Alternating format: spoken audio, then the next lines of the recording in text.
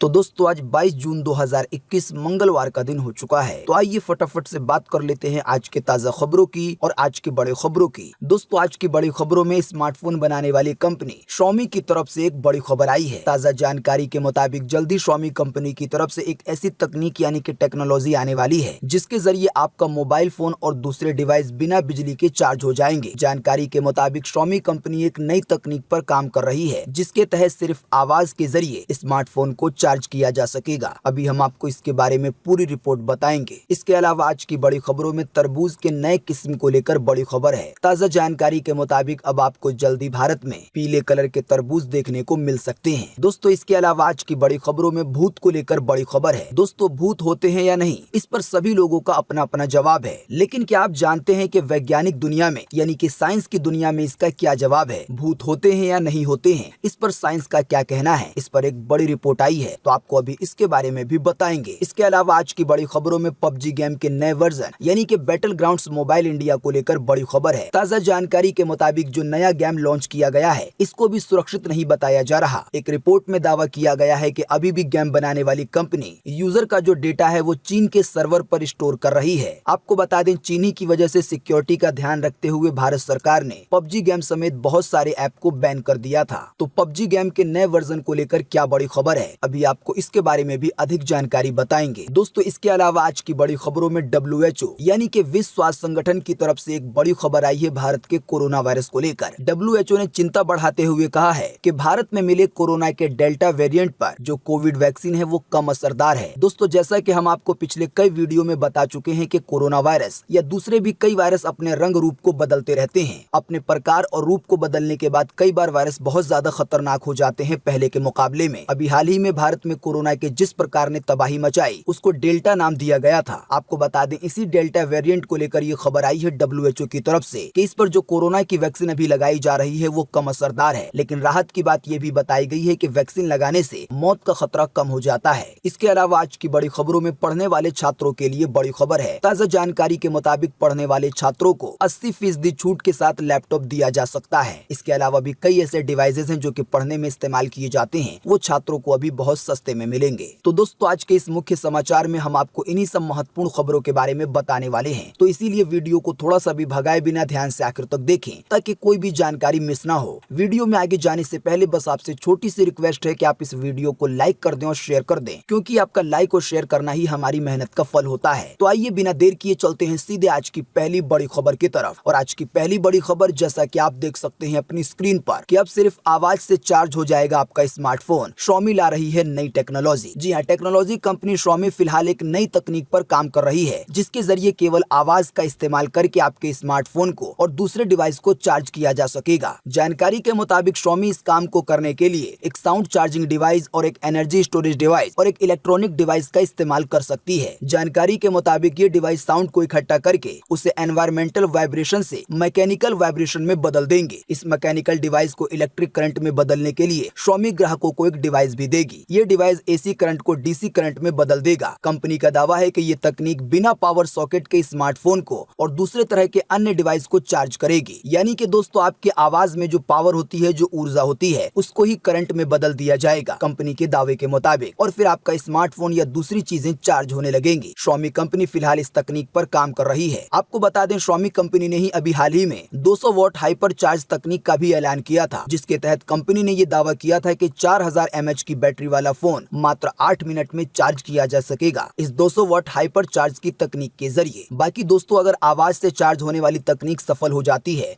तो ये पूरी दुनिया में बड़ा कमाल होगा। बात करेंगे आज के अगले बड़े खबर की, तो जबरदस्त ऑफर वाली फ्लैश सेल पर सरकार लगा सकती है बैन। कई कानूनों में है संशोधन की तैयारी। जी हाँ, जैसा कि आप सभी लोग जानते हैं और आए दिन ऐसी खबरें आती रहती हैं कि ऑनलाइन शॉपिंग की वजह से जो ऑफलाइन मार्केट है उस पर बहुत ज्यादा असर पड़ा है। यानी कि जिन लोगों ने फिजिकल रूप से दुकानें खोल रखी हैं उनकी सेल बहुत ज्यादा कम हो गई है ऑनलाइन वेबसाइट की वजह से। यानी कि जो बड़ी बड़ी वेबसाइट है Amazon, फ्लिपकार्ट जैसी। जानकारी के मुताबिक इन्हीं तरह की जो ई-कॉमर्स वेबसाइट है इनके काम के कानून में सरकार बदलाव कर सकती है आने वाले दिनों में। साथ ही में ये भी खबर आई है कि सरकार फ्लैश सेल पर बैन लगा सकती है। दोस्तों आप में से जो लोग नहीं जानते उन्हें बता दें कि फ्लैश सेल के जरिए सिर्फ चुनिंदा प्रोडक्ट के लिए सेल लगाई जाती है और इसके जरिए ग्राहकों को अपनी ओर खींचा जाता है। कई सारे ग्राहक फ्लैश सेल का इंतजार कई दिनों तक करते रहते हैं क्योंकि वो सामान केवल उसी फ्लैश सेल में मिल सकता है। या वो सामान दूसरी जगह तो मिल सकता है लेकिन फिलहाल महंगा मिल रहा है। तो इस तरह की जो फ्लैश सेल है, जिसके जरिए असल में ग्राहकों को अपने काबू में कंपनियां करती हैं, एक तरीके से उन्हें फंसाने की कोशिश करती हैं। तो इस तरह के फ्लैश सेल पर सरकार बैन लगाना चाहती है और आने वाले दिनों में ऐसा हो सकता है अगर नए नियम में इसे मंजूरी मिल गई। बाकी जो एक आम सेल चलती है जिसमें डिस्काउंट वगैरह दिया जाता है, तो इस पर कोई रोक नहीं होगी। बात करेंगे आज के अगले बड़े खबर की, तो जर्मनी की इस कंपनी ने भारत में पेश किए पीले तरबूज, बढ़ जाएगी इससे किसानों की भी आमदनी। जी हाँ, जर्मनी की प्रमुख कृषि रसायन कंपनी बायर ने बीते सोमवार को कहा कि उसने सेमिनिस ब्रांड के तहत भारत में तरबूज की पीली किस्म, जिसको नाम दिया गया है येलो गोल्ड 44 का, उसकी शुरुआत की है। कंपनी के एक बयान में कहा गया है कि इस पीले तरबूज को बायर के वैश्विक अनुसंधान और विकास प्रयासों के तहत बेहतर जर्म प्लाज्म से विकसित किया गया है। यानी कि जो कृषि वैज्ञानिक है, उन लोगों ने कई कोशिशों के बाद इस पीले तरबूज को विकसित किया है। असल में वैसे तो तरबूज अंदर से लाल होता है, लेकिन आने वाले दिनों में आपको भारत में ऐसे तरबूज देखने को मिल सकते हैं जो कि अंदर से पीले होंगे। जानकारी के मुताबिक बताया गया है कि इन तरबूज के व्यापार से किसानों का भी अच्छा फायदा होगा। लेकिन फिलहाल सबसे मेन बात यह है कि जो इसका स्वाद है वो कैसा होगा, क्या ये भारतीयों को पसंद आएगा या नहीं आएगा, आने वाले दिनों में इसका पता चल जाएगा। बात करेंगे आज के अगले बड़े खबर की, तो अर्थ क्रांति के जनक अनिल बोकिल ने बताया फॉर्मूला जिसकी वजह से पेट्रोल की कीमत हो जाएगी 40 रुपए लीटर, यानी कि आधे से भी ज्यादा कम। जी हाँ, देश के वरिष्ठ अर्थशास्त्री और अर्थ क्रांति के जनक अनिल बोकिल ने कहा है कि पेट्रोल के उत्पाद के दाम आसमान छू रहे हैं। अनिल बोकिल ने कहा कि इससे निजात दिलाने के लिए, यानी कि जो पेट्रोल की इतनी ज्यादा महंगाई हो गई है, तो इससे छुटकारा दिलाने के लिए सरकार सेंट्रल टैक्स समाप्त कर सकती है और कोरोना काल में बैंक ट्रांजैक्शन चार्ज, जिसको बीटीसी कहा जाता है, उसके जरिए टैक्स वसूल सकती है। अनिल बोकिल के मुताबिक बीटीसी टैक्स वसूलने के बाद भी पेट्रोल के दाम 40 रुपए प्रति लीटर हो जाएंगे, जो कि फिलहाल अभी 90 रुपए, 95 रुपए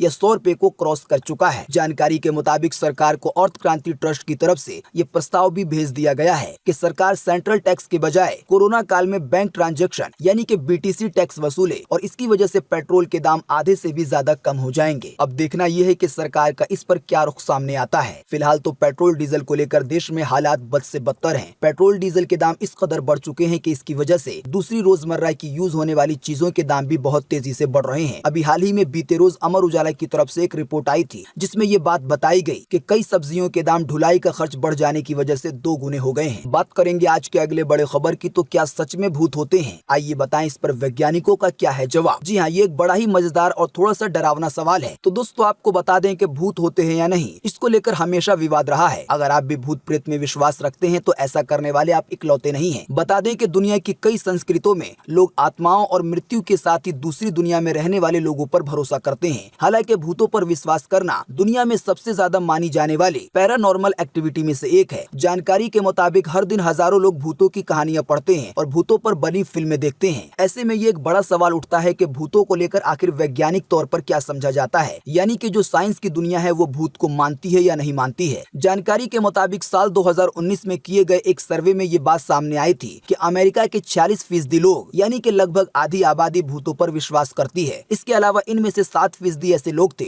जो कि वैम्पायर्स पर भी विश्वास करते हैं। वैम्पायर्स हमें अक्सर हॉलीवुड फिल्मों में देखने को मिलते हैं। दोस्तों अब अगर बात करें साइंस की दुनिया के लिहाज से भूतों को लेकर, भूत असल में क्या होते हैं, इसे लेकर अभी तक वैज्ञानिक तौर पर कुछ भी नहीं खोजा गया है। जानकारी के मुताबिक इसके लिए नियंत्रित माहौल में प्रयोग करने की जरूरत है, लेकिन उन लोगों के मदद की जरूरत नहीं है। लेकिन दोस्तों यहाँ पर आप लोगों के लिए एक सावधानी की बात है कि आप लोगों को ऐसे लोगों के चक्कर में आने की जरूरत नहीं है जो लोग अपने आप को घोस्ट हंटर यानी कि भूत को पकड़ने वाला या ओझा तांत्रिक वगैरह बताते हैं। असल में देखा जाए तो ऐसे लोग जनता को अक्सर बेवकूफ बनाते हैं और उनसे पैसे ऐंठते रहते हैं। फिलहाल अगर बात करें रिपोर्ट के मुताबिक एक फाइनल रिजल्ट की, तो जैसा कि हम आपको बता चुके हैं कि साइंस की दुनिया में अभी ऐसी कोई चीज नहीं खोजी गई है जिससे ये साबित हो सके कि भूत असल में क्या होते हैं या भूत होते हैं या नहीं होते हैं। असल में साइंस की दुनिया में इसका पता न लगने की 2 वजह हो सकती हैं। पहला ये कि भूत नहीं होते हैं, ये सिर्फ लोगों के दिमाग का वहम है। दूसरी ये वजह हो सकती है कि भूत तो वैसे असल में होते हैं, लेकिन हमारे पास वैज्ञानिक तौर पर ऐसे कोई भी तौर तरीके नहीं है जिसके जरिए हम भूत पर रिसर्च कर सकें और उनकी जांच कर सकें। दोस्तों अगली खबर के बारे में बताने से पहले आज का जो एक बड़ा सवाल है, जो बड़ा सर्वे है, वो इसी खबर से जुड़ा हुआ है। आप हमें इसी वीडियो के नीचे कमेंट बॉक्स में कमेंट करके बताएं कि आप भूतों पर विश्वास करते हैं या नहीं करते हैं। आप अगर सर्वे का जवाब देंगे तो इससे एक अंदाजा लग सकेगा कि भारत में कितने प्रतिशत लोग भूतों पर विश्वास करते करते हैं। बात करेंगे आज के अगले बड़े खबर की, तो पबजी गेम का नया वर्जन भी नहीं है सुरक्षित। चीन के सर्वर पर अभी भी भेजा जा रहा है यूजर का डेटा। जी हाँ, करीब 9 महीने के लंबे इंतजार के बाद हाल ही में पबजी मोबाइल का नया वर्जन यानी कि बैटल ग्राउंड्स मोबाइल इंडिया को भारत में लॉन्च किया गया। यानी कि पबजी गेम को नए गेम के साथ लॉन्च किया गया है। हालांकि आपको बता दें, अभी इस गेम का बीटा वर्जन ही रिलीज किया गया है, लेकिन इस गेम के दीवाने इतने ज्यादा हैं कि महज 3 दिन में 50 लाख लोगों ने इसे डाउनलोड कर लिया है। आपको बता दें, पबजी गेम समेत कई ऐप को भारत में पिछले साल प्राइवेसी और सिक्योरिटी के लिहाज से बैन कर दिया गया था। इसके बाद पबजी गेम को डेवलप करने वाली कंपनी क्राफ्टन ने चीन से नाता तोड़ लिया और फिर खुद गेम को भारत में लॉन्च किया। लेकिन अब बैटल ग्राउंड्स मोबाइल इंडिया यानी कि पबजी के नए वर्जन के साथ भी चाइनीज कनेक्शन सामने आ रहे हैं। कहा जा रहा है कि बैटल ग्राउंड्स मोबाइल इंडिया का डेटा अभी भी चीन के सर्वर पर स्टोर हो रहा है। चीन के अलावा कई और देश के ऐसे सर्वर हैं जहां पर पबजी यूजर के डेटा को स्टोर किया जा रहा है। फिलहाल ये एक रिपोर्ट सामने आई है। आने वाले दिनों में अगर ये बात बिल्कुल सच साबित हो जाती है तो एक बार फिर से पबजी का जो नया वाला वर्जन लॉन्च हुआ है, इस पर परेशानी खड़ी हो जाएगी और बैन जैसे हालात पैदा हो जाएंगे। बात करेंगे आज के अगले बड़े खबर की, तो महंगाई ने छीन लिया है निवाला। दिल्ली का हर दूसरा आदमी है बेरोजगार। हरियाणा राजस्थान के हर तीसरे व्यक्ति के पास नहीं है कोई काम। जी हाँ, बीते रोज योग दिवस पर प्रधानमंत्री नरेंद्र मोदी ने देश दुनिया को योग करने का संदेश दिया, लेकिन उनका ये संदेश उन लोगों के बहुत काम का नहीं है जिनके पास इस समय कोई नौकरी नहीं है। अमर उजाला की तरफ से इस खबर को साझा किया गया है, जिसमें ये कहा गया है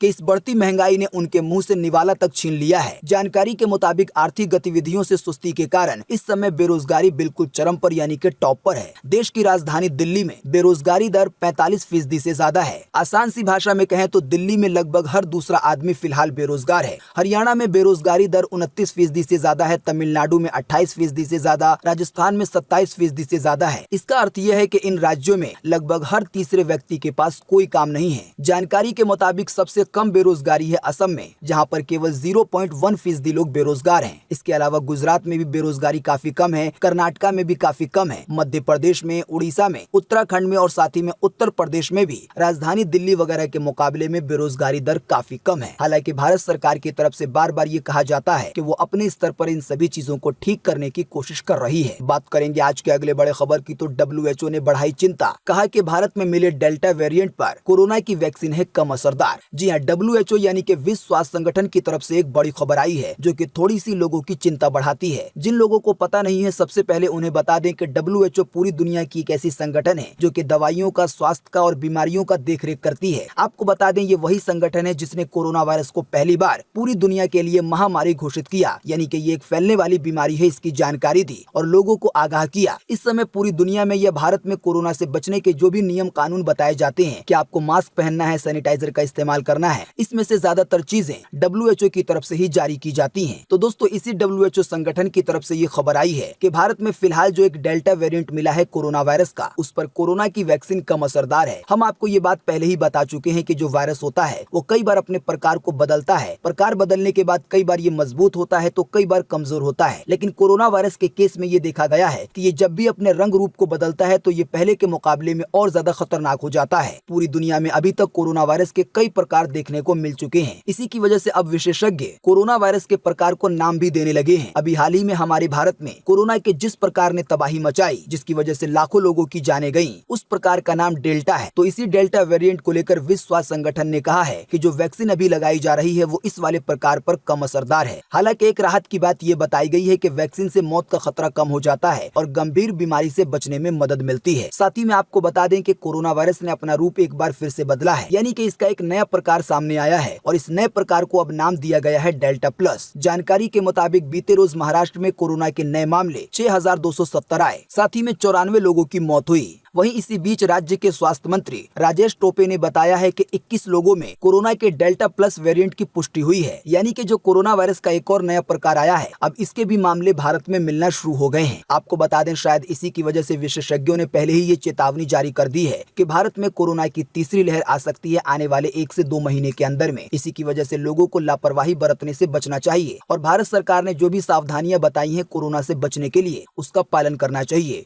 क्योंकि भारत में एक बार फिर से कोरोना के मामले बहुत तेजी से बढ़ सकते हैं। हालांकि ये भी बात बताई गई है कि अगर सावधानी बरती गई तो इसमें आसानी मिल सकती है। दोस्तों, कोरोना की वैक्सीन को लेकर एक और बड़ी खबर है जो कि पीएम मोदी से जुड़ा हुआ है। जैसा कि आप देख सकते हैं अपनी स्क्रीन पर कि पहले दिन बीते रोज बना रिकॉर्ड 83 लाख लोगों को लगा कोरोना का टीका। पीएम मोदी ने कहा, वेल डन इंडिया। जी हाँ, बीते रोज योग दिवस के मौके पर पीएम मोदी ने पूरे देश को संबोधित किया। पीएम मोदी ने योगा के बारे में बताया, कोरोना से जुड़ी हुई बातें की और बीते रोज से ही पूरे देश में 18 साल से ऊपर के सभी लोगों को कोरोना वैक्सीन की दोनों डोजें ही बिल्कुल फ्री में मिलना शुरू हो गई हैं। अभी हाल ही में भारत सरकार ने ये ऐलान किया था कि देश के सभी लोगों को कोरोना की जो वैक्सीन है अब वो बिल्कुल फ्री में दी जाएगी। राज्य सरकार पर भी इसका कोई बोझ नहीं पड़ेगा। तो बीते रोज इसकी शुरुआत हुई और बीते रोज ही करीब 83 लाख लोगों को कोरोना की डोज दी गई है, जो कि बीते रविवार के मुकाबले में 2 गुना से भी ज्यादा है, क्योंकि बीते रविवार को 36 लाख लोगों को कोरोना की डोज दी गई थी, लेकिन सोमवार को ये आंकड़ा 83 लाख पहुंच गया। सरकार का लक्ष्य है कि एक दिन में 1 करोड़ लोगों को कोरोना की वैक्सीन दी जाए। इसी बीच ये भी उम्मीद जताई गई है सरकार की तरफ से कि जुलाई के अंत तक भारत में लगभग 50 करोड़ लोगों को चीनी बीमारी की जो वैक्सीन है वो लग चुकी होगी। तो भारत सरकार अपने स्तर पर काम कर रही है। साथ ही में आपको बता दें कि जल्दी आने वाले दिनों में अब बच्चों को भी कोरोना की वैक्सीन दी जा सकती है। फिलहाल तो केवल 18 साल और इससे ऊपर के सभी लोगों को कोरोना की वैक्सीन दी जा रही है, लेकिन इसी बीच एक बड़ी खबर आई है, जैसा कि आप देख सकते हैं अपनी स्क्रीन पर, कि 2 से 6 साल के बच्चों पर आने वाले गुरुवार से वैक्सीन का होगा ट्रायल। 6 से 12 साल का चरण हो चुका है पहले ही पूरा।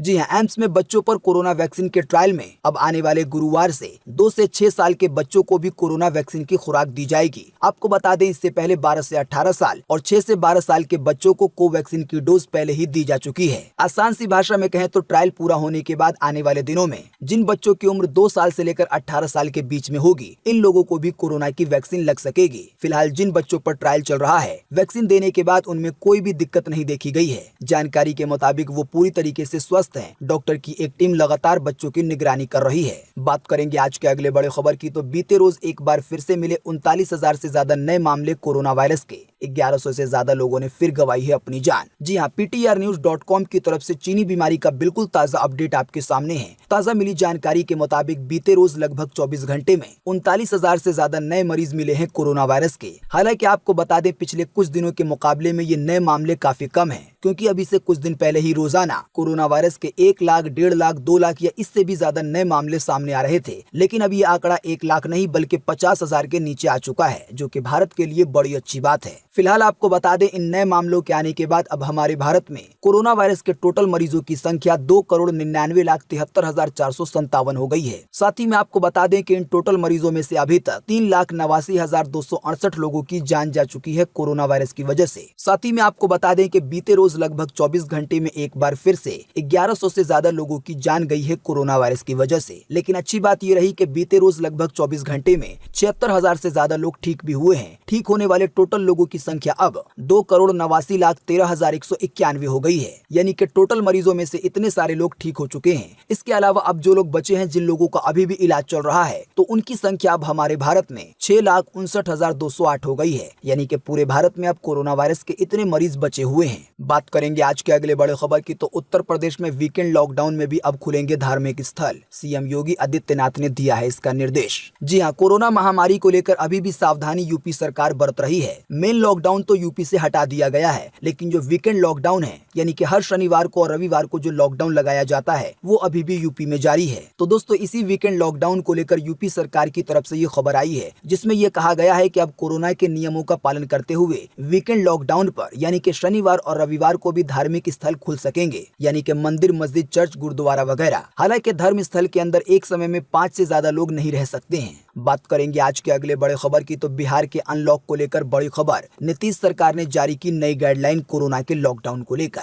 जी हां, बिहार में अनलॉक 3 अब 23 जून से 6 जुलाई तक लागू रहेगा। हालांकि प्रदेश में कोरोना के मामले लगातार कम हो रहे हैं। इसी को देखते हुए नीतीश सरकार ने कई प्रतिबंधों में छूट देने की घोषणा की है। जानकारी के मुताबिक बीते सोमवार को एक बैठक हुई, उसी के बाद नीतीश सरकार ने, यानी कि बिहार की सरकार ने ये फैसला लिया है। अब जो नियम हम आपको बताने वाले हैं वो बिहार के लिए हैं, जो कि कल 23 जून से लेकर लेकर 6 जुलाई तक लागू रहेंगे। जानकारी के मुताबिक अब प्राइवेट कार्यालय में यानी कि जो लोग प्राइवेट जॉब करते हैं वो अब सभी लोग काम पर जा सकते हैं, क्योंकि सरकार ने काम करने वाले जगहों पर 100% क्षमता की अनुमति दे दी है। आपको बता दें, काम करने वाले कंपनी या ऑफिस वगैरह को पहले ही खोला जा चुका था, लेकिन क्षमता कम रखी गई थी। यानी कि अगर वहां पर 100 लोग काम करते हैं तो ये कहा गया था कि आधे लोग ही वहां पर जाएं, बाकी लोग घर से काम करें। लेकिन अब 100% क्षमता की अनुमति दे दी गई है। साथ ही में आपको बता दें, बिहार में अब दुकानें शाम 7 बजे तक खुली रहेंगी। रात 9 बजे से लेकर सुबह 5 बजे तक अभी नाइट कर्फ्यू जारी रहेगा। जो पार्क वगैरह है वो सुबह 6 बजे से 12 बजे दिन तक खुले रहेंगे। जो सार्वजनिक परिवहन वगैरह है जैसे कि बस, टैक्सी वगैरह, ये 50% क्षमता के साथ, यानी कि मिसाल के तौर पर किसी गाड़ी में बैठने की जगह 4 है तो फिलहाल अभी 2 लोग बैठ सकते हैं। बाकी अगर बात करेंगे शिक्षा संस्थाओं की यानी कि स्कूल, कॉलेज वगैरह की, तो फिलहाल अभी ये पूरी तरीके से बंद रहेंगे। धार्मिक स्थलों को भी बंद रखने का फैसला लिया गया है। इसके अलावा जो भी कार्यक्रम होते हैं, चाहे राजनीतिक हो, मनोरंजन के लिए हो, खेल कूद के लिए हो, फिलहाल इन सभी चीजों पर और जुलूस वगैरह पर भी पाबंदी रहेगी। शादी के समारोह में या अंतिम संस्कार में केवल अभी 25 लोग ही हिस्सा ले सकते हैं। बाकी रेस्टोरेंट से खाने के डिलीवरी का समय सुबह 9 बजे से लेकर रात 9 बजे तक रहेगा।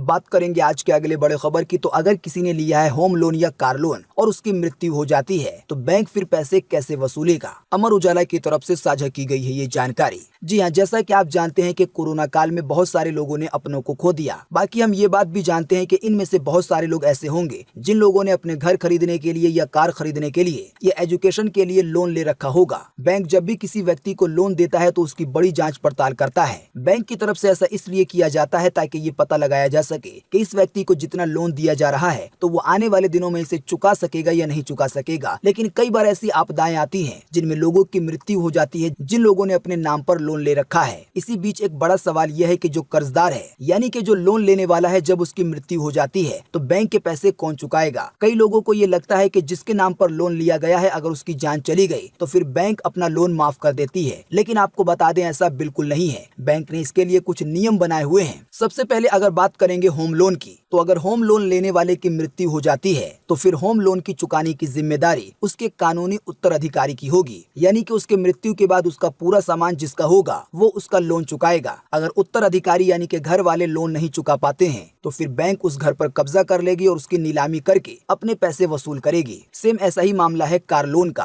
अगर कार लोन लेने वाले की मृत्यु हो जाती है तो फिर उनके परिवार वालों से बैंक संपर्क करते हैं। अगर वो लोन नहीं चुकाते तो फिर बैंक की तरफ से गाड़ी को जब्त कर लिया जाता है। इसके अलावा अगर बात करेंगे एजुकेशन लोन की, यानी कि जो लोन पढ़ाई के लिए लिया जाता है, तो आपको बता दें जो एजुकेशन लोन है वो बिना किसी गारंटर के दिया ही नहीं जाता। तो इसी की वजह से अगर कभी एजुकेशन लोन लेने वाले की मृत्यु हो जाती है तो फिर बैंक पैसे वसूलती है उस गारंटर से। बात करेंगे आज के अगले बड़े खबर की, तो फ्लिपकार्ट छात्रों को 80% छूट के साथ दे रहा है लैपटॉप। इसके अलावा कई और चीजें भी। जी हाँ, यदि आप छात्र हैं और अपनी पढ़ाई के लिए या किसी दूसरे काम के लिए लैपटॉप, मॉनिटर, हेडफोन्स या इसी तरह की कोई और चीजें लेने का विचार कर रहे हैं तो आपके लिए अभी एक सुनहरा मौका है, क्योंकि फ्लिपकार्ट पर अभी एक सेल चल रही है जिसे नाम दिया गया है गो टू कॉलेज का। जानकारी के मुताबिक फ्लिपकार्ट पर यह सेल 21 जून से लेकर 24 जून तक चलेगी। इस सेल में छात्रों को लैपटॉप पर, मॉनिटर पर, हेडफोन्स पर, टैबलेट पर, इसके अलावा कई और चीजों पर बहुत अच्छा डिस्काउंट दिया जा रहा है रिपोर्ट के मुताबिक। बाकी इसकी ज्यादा जानकारी के लिए और ऑफर का फायदा उठाने के लिए आप सीधे फ्लिपकार्ट की वेबसाइट पर जा सकते हैं। बाकी जो भी सामान लें सोच समझ कर लें। जो भी प्राइस आपको डिस्काउंट के साथ वहां पर दिखाया जाएगा तो उसकी छानबीन और जगहों पर भी करें। बात करेंगे आज के अगले बड़े खबर की, तो इंडियन रेलवे की तरफ से 36 ट्रेनें और चलाई जाएंगी। यात्रियों को मिलेगी बड़ी राहत। जी हाँ, इंडियन रेलवे ने पिछले दिनों में 50 नई ट्रेनें चलाई